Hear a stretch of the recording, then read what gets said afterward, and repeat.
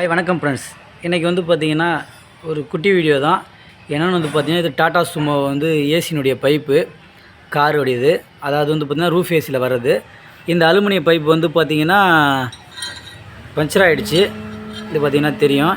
இது வந்து பார்த்திங்கன்னா புதுசாக நமக்கு பைப்பு கிடைக்கல. சால்ட்ரிங் வச்சாலும் மறுபடியும் அந்த பிரச்சனை வருது. அதனால் நம்ம என்ன பண்ணியிருக்கோன்னா, இப்போ இதுக்கு தேவையான பைப் பொருட்கள் வந்து பார்த்திங்கன்னா 2 1/2 இன்ச்சு வந்து யூனியன் த்ரெட்டோட வாங்கியிருக்கோம். 2 ஃப்ளார் நெட்டு, அவ்வளோதான். அதுக்கு தேவையான அளவுக்கு பைப்பு. இப்போ எல்லாத்தையும் ஃப்ளார் பண்ணி வெல்டிங் பண்ணி நம்ம ஒன்றாக்க போகிறோம். இப்போ பார்த்திங்கன்னா நம்ம வெல்டிங் அடித்தாச்சு. அந்த வெல்டிங் இது காட்டலை, வீடியோ ரொம்ப லென்த்தாக போகிறதால அது வெல்டிங் காட்டலை. பார்த்திங்கன்னா வெல்டிங் அடித்து இது வந்து ஏற்கனவே இருக்கிறது வந்து பார்த்திங்கன்னா அலுமினியம். இப்போ இருக்கிறது வந்து பார்த்திங்கன்னா நம்ம காப்பரில் ரெடி பண்ணியிருக்கோம். இனிமேல் அந்த பிரச்சனை பெரும்பாலும் வரவே வராது. இது எதனால் வந்து வீடியோன்னு பார்த்திங்கன்னா, நிறைய இடத்துல இந்த ஸ்பேர் வந்து கிடைக்க மாட்டேது. ரொம்ப பழைய மாடல்ன்றதால ஸ்பேர் கிடைக்கல. நம்ம ஆல்ட்ரு பண்ணி இந்த மாற்றிருக்கோம். இது பெட்டராகவே இருக்கும். இதை ஃபிக்ஸ் பண்ணிவிட்டு அதனுடைய வீடியோவும் இதில் லிங்க் பண்ணி போட்டு விட்றேன். பார்த்திங்கன்னா பைப்பு ஃபிக்ஸ் பண்ணியாச்சு. பார்த்திங்கன்னா அந்த ஃப்ளார் நெட் ஒன்று யூனியன் ஒன்று இந்த இடத்துல ஜாயிண்ட் ஆகிடுச்சு. அப்படியே போட்டு பார்த்திங்கன்னா வந்து பார்த்திங்கன்னா பெண்டு போட்டு மேலே ஏற்றியாச்சு. இங்கே ஒரு ஜாயின் போட்டாச்சு. அப்படியே வந்து பார்த்திங்கன்னா பைப் மேலே போய்ட்டு பார்த்திங்கன்னா இந்த இடத்துல ஜாயிண்ட் ஆகுது பாருங்கள். இதான் இதனுடைய ஜாயிண்ட்டு. இது இப்போ வந்து பார்த்திங்கன்னா எல்லாத்தையும் நெட்டெல்லாம் டைட் பண்ணியாச்சு. இப்போ நைட்ரஜன் வந்து பார்த்திங்கன்னா ப்ரெஷர் கொடுத்து லீக் செக் பண்ணிவிட்டு ஹோல்டிங்கில் ப்ரெஷர் குறையலாம், நம்ம கேஸ் ஏற்றி சார்ஜ் பண்ணிடலாம். ஒர்க் கம்ப்ளீட் ஆகிடும். நான் கேஸ் ஏற்றும் போது அதுக்கான வீடியோவும் போகிறேன். இதிலே ஜாயின் பண்ணி பார்த்திங்கன்னா இப்போ ஓஸ்லாம் கனெக்ட் பண்ணியாச்சு. நைட்ரஜன் கேஸ் வந்து பார்த்திங்கன்னா இப்போ ப்ரெஷர் கொடுத்துருக்கோம். இப்போ வந்து பார்த்திங்கன்னா 50 ப்ரெஷர் ஏறிட்டே இருக்குது. ஒரு 200 ஹோல்ட் பண்ணிவிட்டு லீக் செக் பண்ணிவிட்டு ஹோல்டிங்கில் விட்டுடலாம். ஒரு 24 ஹவர்ஸு விட்டுட்டு கேஸ் லீக் குறையிலன்னு வச்சுன்னா நம்ம கேஸ் வேகம் போட்டு கேஸ் சார்ஜ் பண்ணிடலாம். ஏன்னா ப்ரெஷர் ஏறிட்டே இருக்குது பாருங்கள். பார்த்திங்கன்னா ப்ரெஷர் 200 வச்சுருக்கோம். இப்போ வந்து பார்த்திங்கன்னா நம்ம வெல்டிங் அடித்த இடம், ஜாயின் பண்ண இடம்லாம் வந்து பார்த்திங்கன்னா லீக் செக் பண்ணிடலாம். ஏன்னா Tata Sumo old model gold. இது என்னுடைய இடம் லொக்கேஷன் வந்து பார்த்திங்கன்னா டிரைவர் சீட்டுக்கும் பேக் சைடு அடியில் வந்து பார்த்திங்கன்னா அந்த ஜாயிண்ட் வரும். லீக் செக் பண்ணதில் எங்கேயும் லீக் இல்லை. ஒரு கிரிட்டிக்கல் ஒர்க்னு வந்து பார்த்திங்கன்னா அலுமினிய பைப்பில் ஃப்ளார் பண்ணுறது ரொம்ப கஷ்டமாக இருக்கும். ஏன்னா லைட்டாக ஓவர் டைட் கொடுத்தா கூட வந்து பார்த்திங்கன்னா கிராக் விட்டுரும். காப்பர் பைப்பில் பிரச்சனை இருக்காது. இப்போ நம்ம அந்த ஒர்க்கு தான் செஞ்சுருக்கோம். அதனால தான் நம்ம வீடியோ போடுறோம். இதே ஒரு காப்பர் பைப்பில் ஃப்ளார் பண்ணி போகிறோன்னா பெரிய ஒர்க்காக கருத மாட்டோம். பார்த்திங்கன்னா பெரும்பாலும் எல்லா இடத்துலையும் வந்து பார்த்திங்கன்னா அலுமினிய பைப்பு தான் இருக்குது பாருங்கள். இதெல்லாம் இதற்கு மேற்கொண்டு வந்து பார்த்திங்கன்னா அலுமினிய பைப்பு. இந்த பைப்பும் வந்து பார்த்திங்கன்னா அலுமினிய பைப்பு தான்.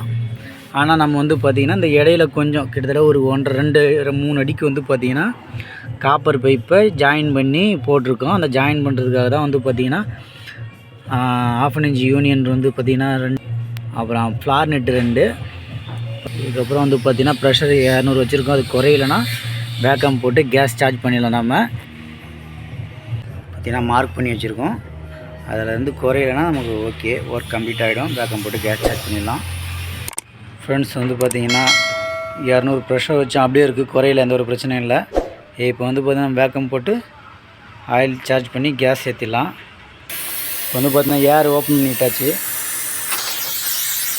வந்து வேக்கம் ஆன் பண்ணி விட்டுடலாம். கண்டிப்பாக ரெஃப்ரிஜரேட்டரை பொறுத்த வரைக்கும் வேக்கம் கம்பல்சரி தேவை. அப்போ தான் வந்து பார்த்திங்கன்னா சிஸ்டம் கரெக்டாக ஒர்க் ஆகும். வேக்கம் சரியாக இல்லைனா உங்களுக்கு வந்து பார்த்திங்கன்னா கூலிங் பிரச்சனை இருக்கும். எப்படின்னு வந்து பார்த்திங்கன்னா, இப்போ மிஷின் ஆன் பண்ணிட்டீங்க, ஏசி வந்து கட் ஆஃப் ஆகிடுச்சு அப்படின்னு வந்து பார்த்திங்கன்னா உடனே ஆஃப் ஆன உடனே உங்களுக்கு பார்த்திங்கன்னா வெக்கையாக இருக்கும். அந்தமாதிரி பிரச்சனை இருக்குன்னா உங்களுக்கு வேக்கம் சரியாக ஆகலைன்னு அர்த்தம். அதனால் வந்து பார்த்திங்கன்னா கம்பல்சரி வேக்கம் போட்டுருங்க. அப்போ தான் வந்து பார்த்திங்கன்னா கரெக்டாக இருக்கும். இதுதான் வந்து பார்த்திங்கன்னா நைட்ரஜன் சிலிண்ட்ரு. இது வந்தால் நம்ம எவ்வளோ பெரிய ப்ராப்ளம் ஆனாலும் ஈஸியாக க்யூர் பண்ணிடலாம். காரணம் என்னென்னு கேட்டிங்க வந்து பார்த்திங்கன்னா, இதில் கிட்டத்தட்ட 5000 பவுண்டு வந்து பார்த்திங்கன்னா ப்ரெஷர் இருக்கும். நமக்கு இந்த சிஸ்டத்துக்கு தேவையானது வந்து பார்த்திங்கன்னா 200லேருந்து 250 ப்ரெஷர் இருந்தால் போதும். ரொம்ப மைனூட்டாக லீக் இருந்தால் ஒரு 300லேருந்து 350 வரைக்கும் வைக்கலாம். அதுக்கு மேலே வச்சிங்கன்னா சிஸ்டம் வந்து பார்த்திங்கன்னா தாங்காது. நைட்ரஜன் யூஸ் பண்ணும்போது வந்து பார்த்திங்கன்னா கேர்ஃபுல்லாக வந்து பார்த்திங்கன்னா பயன்படுத்தணும். வேக்கம் ஆன் பண்ணியாச்சு. வேக்கம் ஆன் பண்ணிவிட்டு தான் வந்து பார்த்திங்கன்னா அந்த வால்வு எப்போயுமே ஓப்பன் பண்ணணும். இப்போ வந்து பார்த்திங்கன்னா க்ரீன், அதாவது வந்து பார்த்திங்கன்னா 0வில் இருக்குது. வேக்கம் ஆகுதுன்னா வந்து பார்த்திங்கன்னா நமக்கு மைனஸில் போகும்.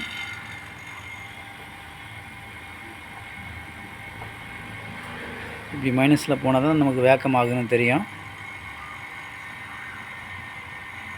இப்போ 1/2 அன் ஹவர் வேக்கம் கண்டினியூ பண்ணிடலாம். ஃப்ரெண்ட்ஸ், இப்போ வந்து பார்த்திங்கன்னா வேக்கம் கம்ப்ளீட் பண்ணியாச்சு. வேக்கம் வால்வை க்ளோஸ் பண்ணிவிட்டு ஆயில் சார்ஜ் பண்ணிடலாம். ஆயில் வந்து பார்த்திங்கன்னா மேக்ஸிமம் வந்து பார்த்திங்கன்னா 60 ml சேர்த்தணும். ஏன்னு வந்து பார்த்திங்கன்னா கேஸ் லீக் ஆகும் போது கேஸ் வழியாக வந்து பார்த்திங்கன்னா அந்த ஆயிலும் வெளியில் வந்துடும். அதனால் வந்து பார்த்திங்கன்னா ஒவ்வொரு டைமும் கேஸ் ஏற்றும் போது, அதாவது கார் ஏசியை பொறுத்த வரைக்கும் கேஸ் ஏற்றும் போது ஒவ்வொரு டைமும் ஆயிலும் கூடவே சார்ஜ் பண்ணணும். இல்லைனா வந்து பார்த்திங்கன்னா கம்ப்ரஸர் வந்து சீக்கிரமாக தேய்மானம் ஆகும். ஆயில் இருந்தால் அந்த ரூப்ரிகேட்டிங் ஆயினால் சீக்கிரமாக தேய்மானம் ஆகாது. அதனால் வந்து பார்த்திங்கன்னா கேஸ் ஏற்றும் போதும் ஒவ்வொரு டைமும் கம்பல்சரி வந்து பார்த்திங்கன்னா ஆயில் ஏற்றிக்கணும். நீங்கள் எந்த மெக்கானிக்கிட்ட கொடுத்தாலும் நீங்கள் ஒரு டைம் செக் பண்ணிங்க பெட்டரு. ஏன்னா நிறைய பேர் வந்து பார்த்திங்கன்னா கேஸ் ஏற்ற மாட்டாங்க, இது ஆயில் ஏற்ற மாட்டாங்க. கேஸ் ஏற்றும் போது வந்து பார்த்திங்கன்னா சீக்கிரமாக கம்ப்ரஸர் வந்து பார்த்திங்கன்னா ப்ராப்ளம் கொடுக்கும். அதை மைண்டில் வச்சுக்கோங்க. இப்போ வந்து பார்த்திங்கன்னா நம்ம ஆயில் சார்ஜ் பண்ண போகிறோம். பார்த்திங்கன்னா ஆயில் சார்ஜ் பண்ணுறோம். வேக்கம் போட்டு இந்த வால்வு ஓப்பன் பண்ணால் போதும், ஆயில் அப்படியே உறிஞ்சிரும்.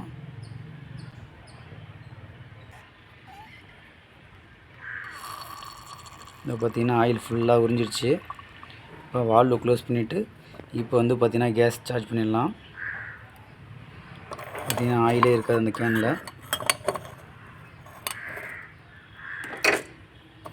சுத்தமாக வந்து பார்த்திங்கன்னா ட்ரை ஆகிடுச்சு. இப்போ வந்து பார்த்திங்கன்னா கேஸ் வந்து பார்த்திங்கன்னா சார்ஜ் பண்ணிடலாம். ஐடியலாக வந்து பார்த்திங்கன்னா ஒரு 30லேருந்து 40 வரைக்கும் வச்சுக்கணும். அப்போ தான் வந்து பார்த்திங்கன்னா கம்ப்ரஸர் ஆன் ஆகும். இல்லைனா வந்து பார்த்திங்கன்னா ப்ரெஷர் சுவிட்ச் இருக்கிறதால கேஸ் கம்மியாக இருக்குன்னு வந்து பார்த்திங்கன்னா ஆன் ஆகாது கம்ப்ரஸரு. பார்த்திங்கன்னா கேஸ் வந்து பார்த்திங்கன்னா கனெக்ட் பண்ணியாச்சு. இப்போ வந்து பார்த்திங்கன்னா வால்வு ஓப்பன் பண்ணிடலாம். ஐடியலாக வந்து பார்த்திங்கன்னா 40 வச்சுக்கணும். அதேமாதிரி உங்களுடைய ஏசியில் வந்து பார்த்திங்கன்னா கேஸ் இல்லைனா கூட வந்து பார்த்திங்கன்னா கம்ப்ரஸர் ஆன் ஆகாது. கேஸ் லோவாக இருந்தாலும் ஆன் ஆகாது. மினிமம் வந்து பார்த்திங்கன்னா மேக்ஸிமம் 20லேருந்து 30 வரைக்கும் வந்து பார்த்திங்கன்னா கேஸ் இருக்கணும். அப்போ தான் வந்து பார்த்திங்கன்னா கம்ப்ரஸரே ஆன் ஆகும். இப்போ வந்து நம்ம வண்டியை ஸ்டார்ட் பண்ணி கேஸ் ஏசி ஆன் பண்ணிக்கலாம். அதே போல் வந்து பார்த்திங்கன்னா வண்டியை ஸ்டார்ட் பண்ணுறதுக்கு முன்னாடி, அதை ஏசி ஆன் பண்ணுறதுக்கு முன்னாடி டெம்பரேச்சர் மீட்டரை செட் பண்ணிக்கணும். டெம்பரேச்சர் எவ்வளோ வருதோ அதுக்கேற்ற மாதிரி நம்ம கேஸை வந்து கம்மி பண்ணிக்கலாம், ப்ளஸ் ஆர் மைனஸ் பண்ணிக்கலாம். இப்போ வந்து பார்த்திங்கன்னா டெம்பரேச்சரு +30 13.5 இருக்குது. இப்போ வந்து பார்த்திங்கன்னா ஏசி ஆன் பண்ண போகிறோம். ஏசி ஆன் பண்ணுறதுக்கு முன்னாடி இதில் இருக்க சுவிட்செலாம் வந்து எந்தெந்த கண்ட்ரோலில் இருக்குதுன்னு வந்து பார்த்திங்கன்னா தெரிஞ்சுக்கங்க. ஃபர்ஸ்ட் ஆஃப் ஆல் வந்து பார்த்திங்கன்னா இது வந்து பார்த்திங்கன்னா ஃபேன் கண்ட்ரோலுடைய சுவிட்சு. அதாவது வந்து ஃபேன் 1 2 3 4 ஸ்பீடு இருக்கும்.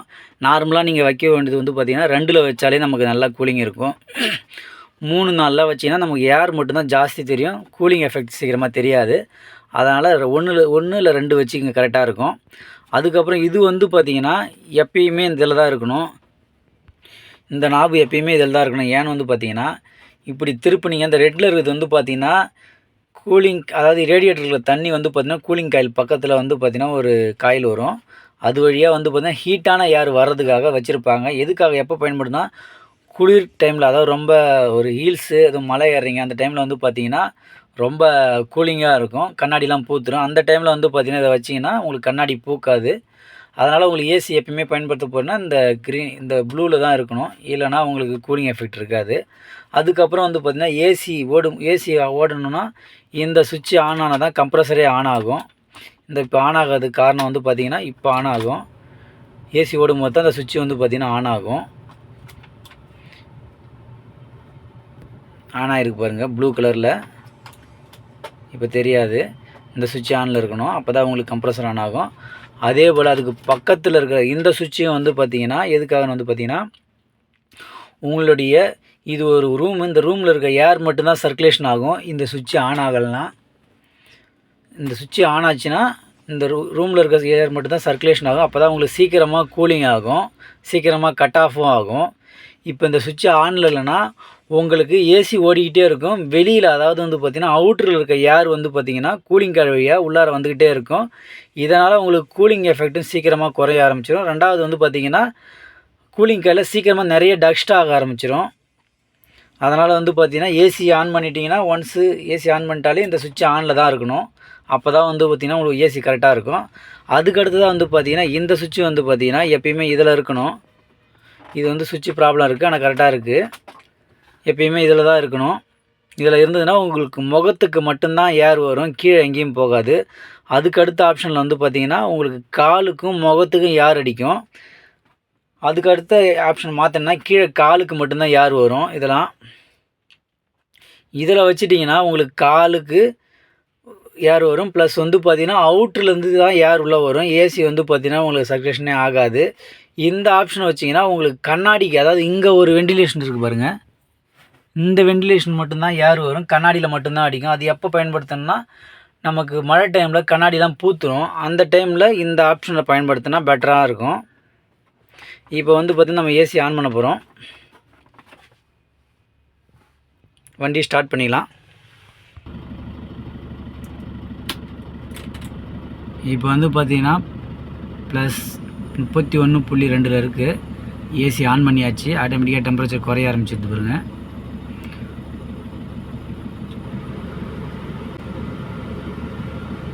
கேஸ் ஏற ஏற வந்து பார்த்திங்கன்னா டெம்பரேச்சர் குறையும். இப்போ பார்த்திங்கன்னா 23.2 இருக்குது.